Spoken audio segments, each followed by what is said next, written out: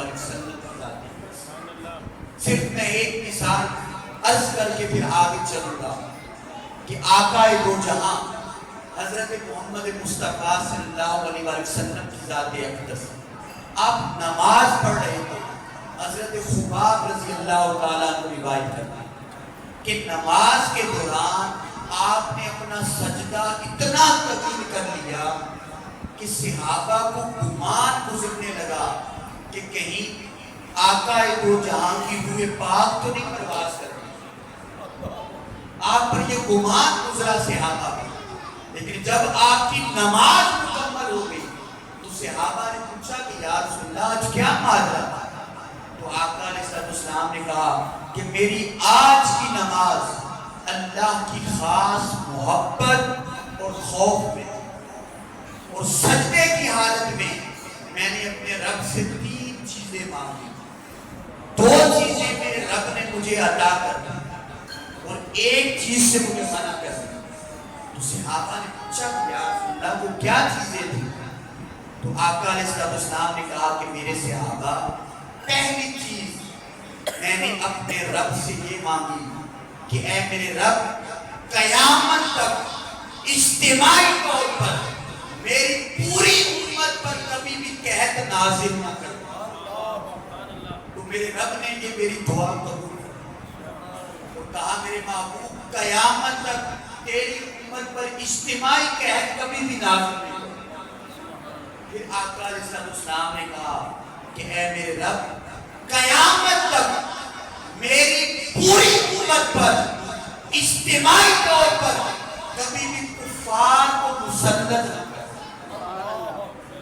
اللہ رب العزت نے کہا میرے محبوب، قیامت تک اجتماعی طور پر تیری پوری امت پر کبھی بھی کفار مسلط نہیں ہو، قابض نہیں ہو۔ اور اس کا اگر جائزہ لینا ہو تو آپ دیکھیں گے تاریخ کے اندر 1100 سال تک آقا علیہ السلام کی امت نے حکومت کی، اور آج اس دور میں بھی کم و بیش 56 سے 60 کے قریب ممالک اسلام کے آقا جہاں حکومت کے ایگزسٹ کرتے ہیں، پائے جاتے ہیں۔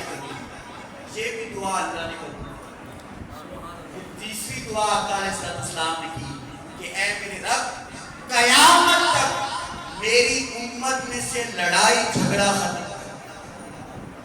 تو اللہ رب العزت کی ذات نے کہا میرے محبوب، تو نے پہلا سوال کیا اس نے تمہیں اپنی امت کے لیے مانگا، دوسرا سوال کیا تو نے اپنی امت کے لیے مانگا، تیسرا سوال کیا اپنی امت کے لیے مانگا۔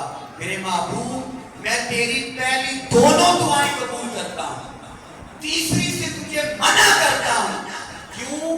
کیونکہ اب میں دیکھنا یہ چاہتا ہوں کہ میرے مصطفیٰ جس امت سے تو اتنی محبت کرتا ہے، جس امت کے لیے تو اتنا تڑپتا ہے، کیا وہ امت تیری نسبت کا حیا کرتے ہوئے آپس میں لڑائی جھگڑا ختم کر سکتی ہے یا نہیں؟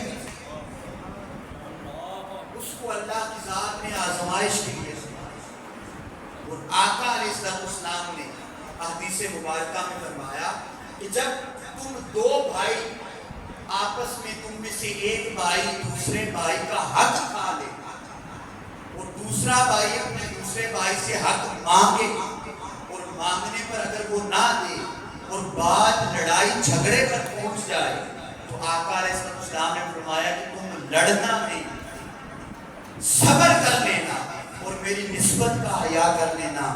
میں محمد مصطفیٰ تم سے وعدہ کرتا ہوں کہ روز قیامت میں تمہیں تمہارا حق اس سے لے کر واپس دلواؤں۔ نعرہ تکبیر!